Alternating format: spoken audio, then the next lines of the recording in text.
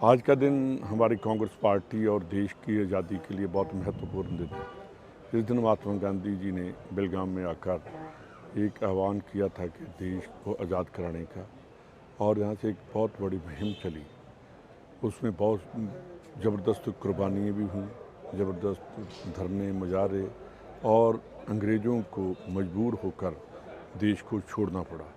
और जो हमारे देशभक्त थे, जो उनका सपना था कि हम देश हमारा आज़ाद होगा, जो है हम फ्री घूमेंगे, हमारा अपना संविधान होगा, अपना पैगाम होगा।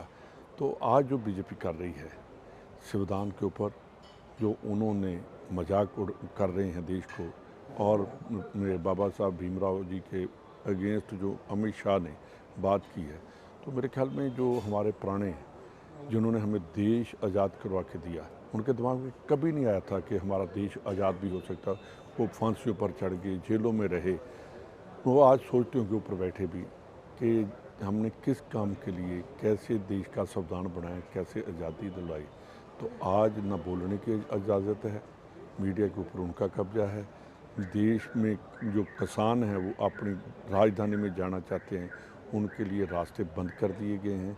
उन्होंने जो फ्रीडम दी थी हमें, जो फंडामेंटल राइट्स दिए थे कि आप बोल सकते हो, आप मुजाहरा कर सकते हो, आप धरना दे सकते हो, वो आज के दिन मेरे को याद आ रहा है कि वो जिन्होंने हमें देश आज़ाद कराने के लिए, और कांग्रेस ने जो बलिदान दिए, जो काम किए, उसमें कहीं देश को नुकसान भी हो रहा है। और वही दिन याद कर रहे हैं कि कभी जो ईस्ट इंडिया कंपनी थी, वो गुजरात के रास्ते, सूरत के रास्ते इंडिया में एंटर की, तो आज फिर अडानी जैसे लोगों ने ईस्ट इंडिया कंपनी बनकर देश को खा भी रहे हैं और देश को बर्बाद भी कर रहे हैं।